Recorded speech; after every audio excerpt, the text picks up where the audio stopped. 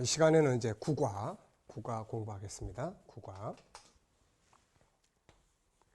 국어는 하나님의 구원 사역.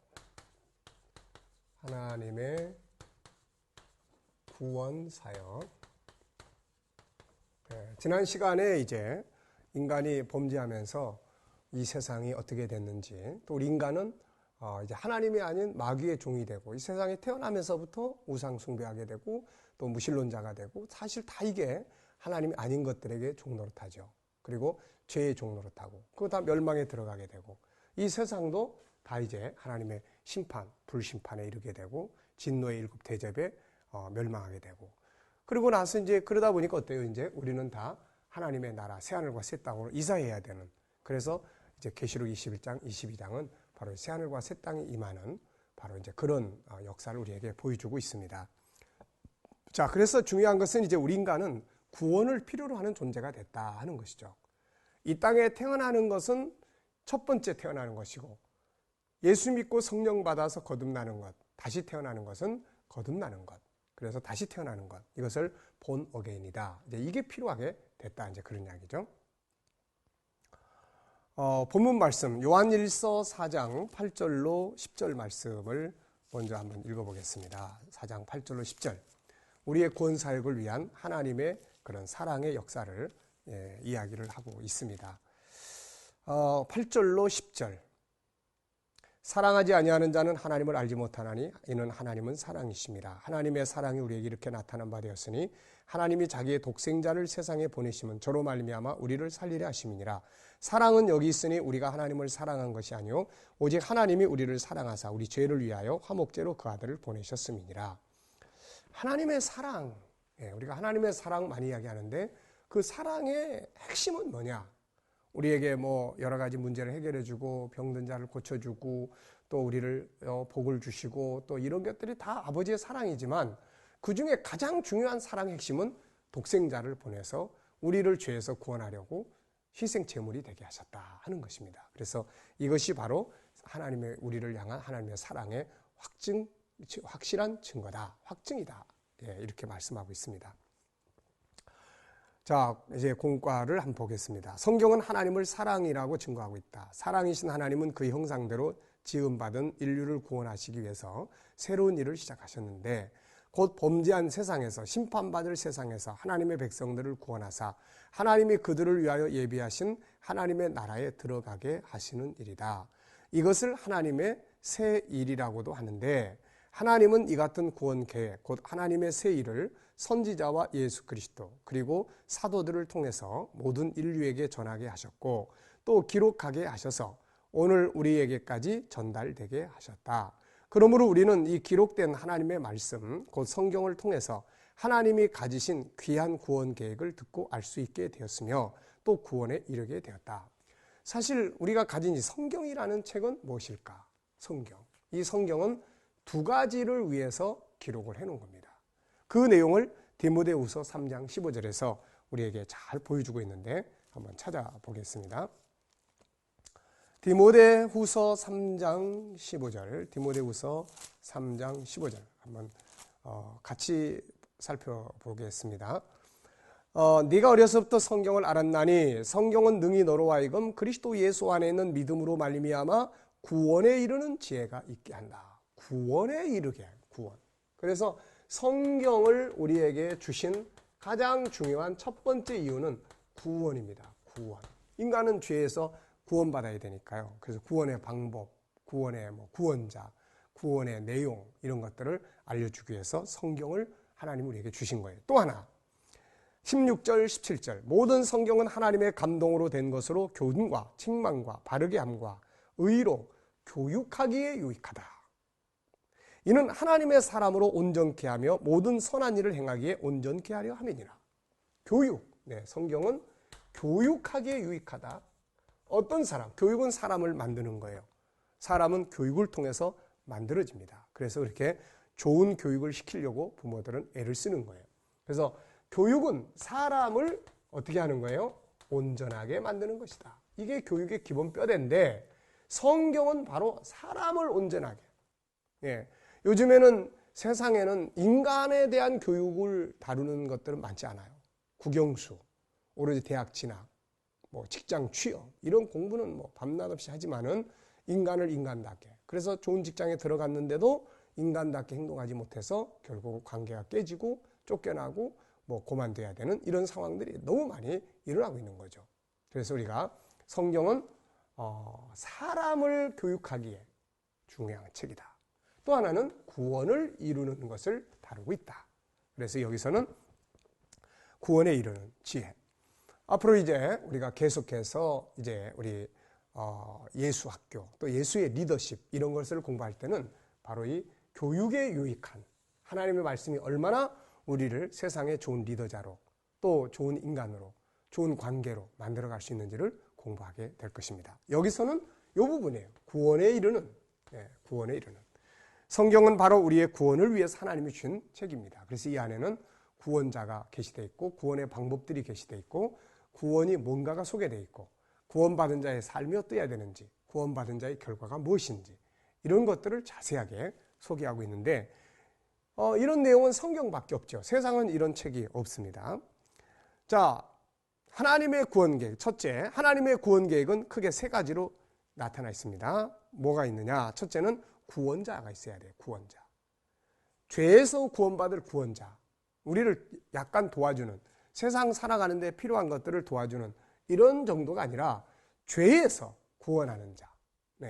인간은 다 죄의 문제를 다 알고 있어요. 다른 종교들도 죄 문제를 다루고, 그런데 이 죄에서 어떻게 구원을 받을 수 있느냐. 세상의 모든 종교는 각자가 알아서 해결하는 거예요.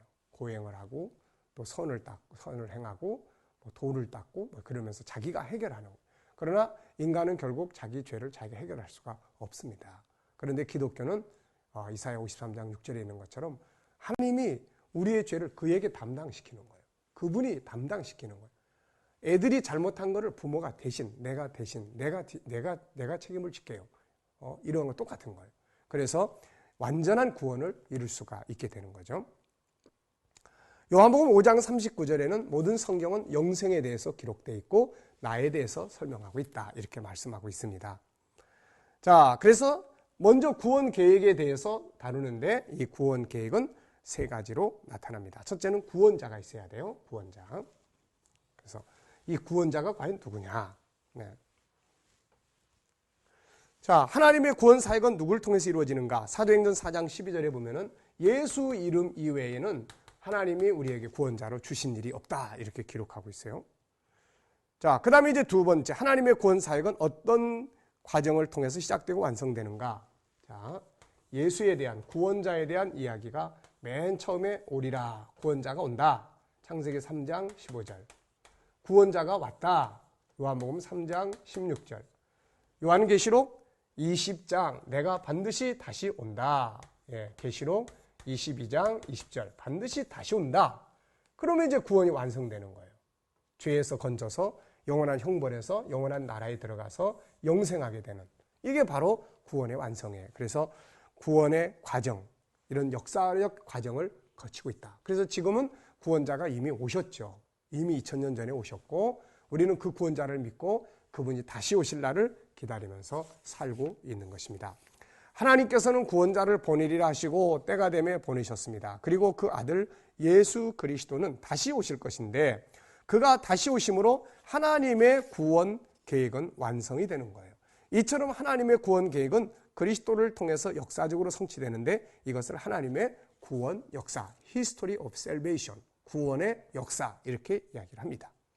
자, 두 번째는 이제 이렇게 구원자가 예언되고 오시고 다시 오시고 이것만 있는 게 아니라 이제 이 땅에서 택한 백성들을 이제 건져내는 일이 이루어지게 되는 거죠.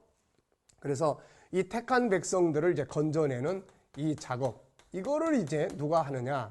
이제 바로 성령께서 하시고 교회와 성도들이 이 작업을 이제 하는 거예요. 그래서 두 번째는 하나님의 구원 계획의 첫 번째는 구세주가 준비되는 거고 두 번째는 이 땅에서 택한 백성들이 다 돌아오는 일이 이루어집니다. 그래서 하나님의 세일의 두 번째 부분은 그 택하신 백성을 부르셔서 예수 그리스도를 영접하게 하고 거듭난 백성으로 만드는 데 있습니다. 아까 이야기했잖아요. 이 땅에 우리가 다 세상에 태어나. 네. 범죄하기 전 같으면 딱 태어나면 되는 거야. 그 다음에 영생으로 가는 거야. 근데 딱 태어났는데 이 태어난 몸은 바로 다 뭐예요? 죄악된 몸이에요. 우리가 다 죄를 짓고 사는 거예요. 그래서 여기서 다시 태어나야 돼. 죄로 죽은 우리가 다시. 이것을 본 어게인, 거듭납니다. 이렇게 이야기를 합니다. 요한복음 3장 3절에 보면 예수님께서 니고데모에게 그런 말씀을 하셨잖아요. 물과 성령으로 거듭나지 아니하면 하나님의 나라를 볼 수가 없다. 네. 니고데모는 당시에 하나님의 나라를 이스라엘 왕국으로 생각을 하고 있었어요. 그렇기 때문에 이스라엘 왕국은 당연히 혈통으로, 유대인이라면 누구나 다 물로 깨끗하게 씻음을 받으면, 물 세례만 받으면 다 들어가는 그런 나라로 생각을 했어요. 당연히 또 다윗의 왕국은 그렇게 될 수 있고요.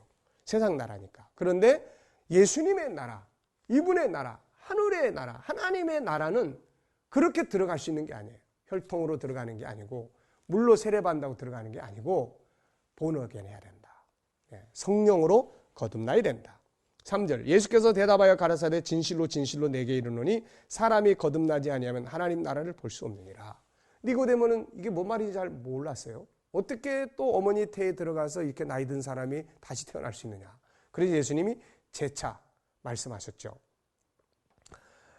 예수께서 대답하실 때 진실로 진실로 내게 이르노니 사람이 물과 성령으로 나지 아니하면 하나님 나라에 들어갈 수 없다. 그러면서 육으로 나는 것은 육이요 성령으로 나는 것은 영이니 영은 성령으로 나는 거예요. 그래서 성령 받고 성령이 우리 안에 오셔서 우리 죽은 영을 살려내서 하나님을 알게 하고 예수님을 구세주로 알게 하고 이게 바로 본 어게인, 거듭난 거예요. 그래서 성령으로 거듭난 사람은 이 안에 하나님을 아버지로 고백하는 믿음이 생기게 되고 예수를 나의 구세주로 고백할 수 있는 믿음이 생겨요. 그래서 고린도전서 12장 3절에서 바울은 성령으로 말미암지 않고는 예수를 주로 시인할 수 없다. 로마서 8장 15절 16절에는 이 영으로 말미암아 우리가 하나님을 아바 아버지라 부르게 되느니라 이렇게 말씀하고 있는 겁니다. 그래서 거듭남. 네.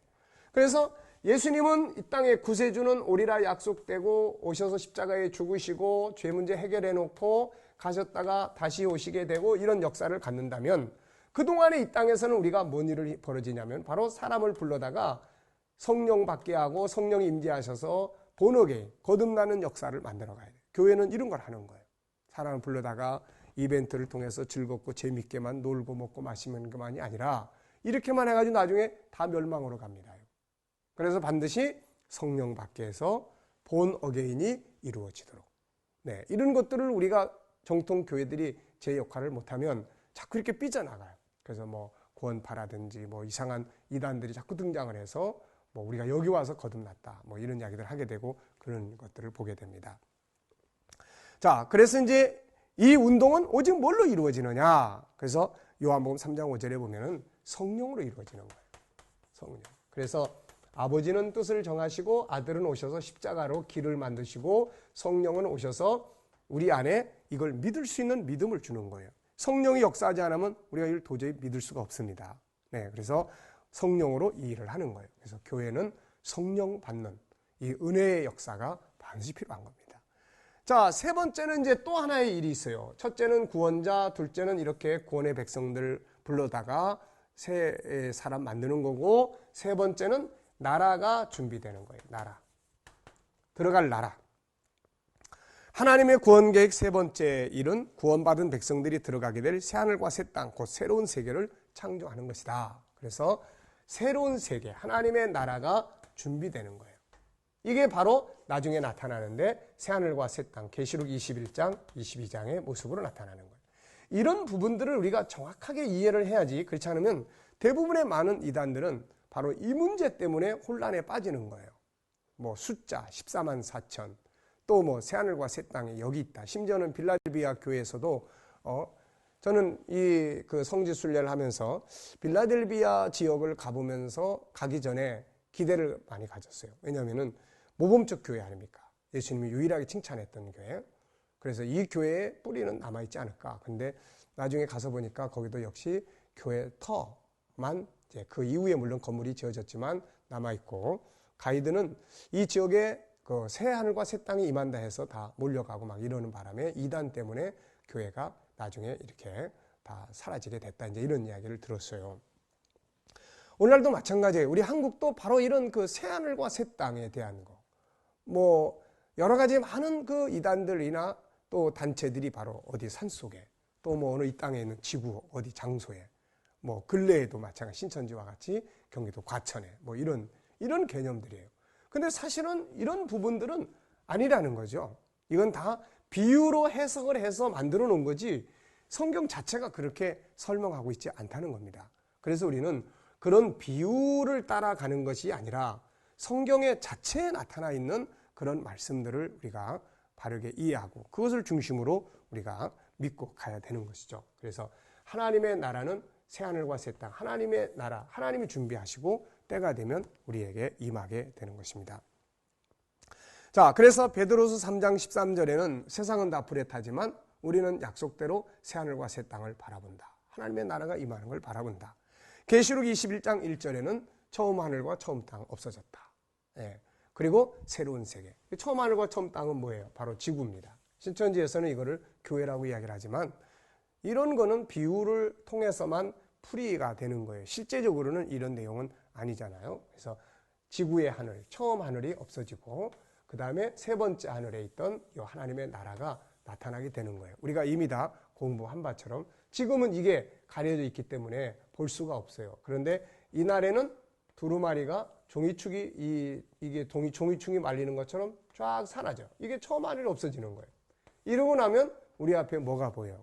바로 하나님의 나라, 그동안 보이지 않던 하늘의 나라, 새로운 세계가 보이게 되는 거예요. 그래서 우리는 다 변화돼서 그 세계에 들어가게 되는 것입니다. 하나님의 구원 역사는 세상을 심판하시고 새로운 세계를 창조하사 그리스도 예수 안에서 거듭난 새 사람으로 하여금 그 나라에 들어가 기업을 얻어 다시는 죄와 죽음과 병과 고난의 종로로 타지 아니하고 영생의 복을 누리게 하는 데 있죠. 그래서 요한계시록 7장 15절로 17절에는 다시는 이제 눈물 뿌리지 않고 해나 뜨거운 광야에 해를 받지 않고 생명수 강가를 벌리면서 우리의 눈에서 눈물을 씻겨주시는 그런 내용을 보여주고 있습니다. 계시록 21장 4절로 7절에는 이제 우리가 하나님과 같이 있어요. 그래서 다시는 병들지 않고 죽지 않고 인간의 꿈이 실현되는 그 실현되는 그 세계를 우리에게 기업으로 주신다. 이렇게 말씀하고 있죠. 하나님은 이 큰 일을 이루시기 위해서 지금도 일하고 계세요. 요한복음 5장 17절에 보면 내 아버지가 일하시니 나도 일한다. 이렇게 말씀했어요. 하나님이 하시는 일이 바로 이거예요. 구원자의 역사를 다스리시고 우리를 거듭나게 하시고 나라를 준비하시고 때가 되면 그 나라가 우리 앞에 임하게 되는 것입니다.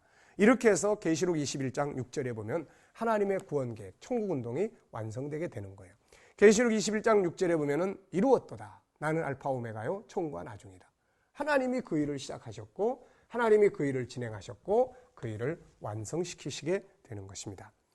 하나님은 이 같은 하나님의 구원 역사에 모든 사람이 참여하기를 원하고 계세요. 누구도 빠지지 않고 다 구원받길 원합니다. 디모데전서 2장 4절에는 하나님은 모든 사람이 구원에 이르기를 원하시느니라 이렇게 말씀하고 있잖아요. 그리고 한 사람이라도 더 참여시키려고 베드로서 3장 8절로 9절에는 천년을 하루같이 하루를 천년과 같이 기다리시면서 일하시는 모습을 말씀하고 있습니다. 그러나 만일 이 같은 시간 속에서 하나님의 사랑의 구원 계획에 참여하지 않은 자들에게는 이제 딴 길이 없어요. 이제는 무서운 형벌. 네, 형벌. 이 땅에서 와서 병드는 것도 형벌이요, 죽는 것도 형벌이지만 이건 다 지나가고 끝나는 형벌이에요. 근데 끝나지 않는 형벌이 있어요. 끝나지 않는 형벌. 그게 바로 지옥불에 들어가는 거예요. 지옥불. 이거는 영영한 불에 들어가라. 예? 영영한 불에 들어가라. 영원한 불에 들어가라. 그러니까 이거 끝나지 않는 형벌이에요. 이것만 생각하면 막 너무너무 마음이 아픈 거예요. 네. 이것만 생각해요. 여러분 한번 생각해 보세요. 내 사랑하는 자녀들이 나와 함께 이 땅에서 울고 웃고 하면서 함께 사랑했던 모든 사람들이 이 영원한 형벌, 영원한 지옥의 형벌에 들어간다는 거 한번 상상을 해보세요. 우리에게 정말 늘 무엇 때문에 울어야 되고 무엇 때문에 기도해야 되고 기도할 때마다 뭘 간구해야 되는지. 모세는 이렇게 기도했잖아요. 자기 백성들이 범죄할 때 하나님 내 목숨을 내 이름을 생명책에서 제하여 버리실지라도 하나님 이들을 구원해 주시옵소서. 이런 자세, 이런 마음, 아픔이 필요하다는 거예요. 내 가족들이 예수 안 믿고 세상에서 멸망으로 가고 있는데도 세상 것 때문에 싸우고 분쟁하고 그것 때문에 시험 들어가지고 교회 안 나오게 하고 이건 너무 답답한 거예요. 그런 것들을 다 내주면서 예수님이 자기 목숨 내준 이유가 뭐예요? 우리 구원하려고 하신 거 아닙니까? 네, 구원하려고. 그래서 우리가 뭐 종교가 다르든 뭐가 다르든 사람은 다 사랑해야 돼. 다 사랑해서 결국 진리 안으로 들어올 수 있도록 만드는 것. 이것이 중요한 것입니다. 자, 히브리서 10장 26절로 31절. 하나님의 심판에 빠지는 것을 무서워해라. 네? 우리가 죄를 보면서 이렇게 검찰이나 또 무슨 파출소나 경찰서에서 우리를 불러가도 무섭잖아요. 괜히 겁나지 않습니까? 그런데 전화만 와도 괜히 겁나잖아요. 네? 그런데 하나님의 심판에 들어가는 것을 겁을 내지 않아. 사람들이 우습게 여겨요. 그런 게 어디 있어요? 네. 롯의 사위들이 소돔성에 멸망한다고 그럴 때 롯의 사위들이 어떻게 했습니까? 하나님의 말씀을 농담으로 여겼어요. 그러다가 다 멸망으로 들어가고 만 것입니다. 우리는 하나님의 심판이 얼마나 무서운가를 믿어야 돼요. 그래야 우리가 구원에 이르는 것을 중요하게 생각하게 됩니다. 자, 두 번째 하나님의 구원 계획은 누구를 통해서 선포되었고 어디에 기록되었는가? 누구를 통해서 하나님의 구원 계획이 세상에 알려졌겠어요? 바로 선지자들이에요. 구약에는 선지자들을 통해서 하나님이 그의 구원 계획을 계시합니다. 하나님께서 구약 시대는 선지자를 보내요. 선지자들을 통해서 구원 계획이 세상에 알려져요. 그 다음에는 아들이 와서 알려요. 나로 말미암지 않고는 구원받을 수 없다. 내가 길이다. 그 다음에는 사도들을 통해서 이게 알려져요. 오늘 우리 시대는 이 세상에 있는 교회와 성도들을 통해서 이것이 세상에 전달되고 알려지게 되는 것입니다.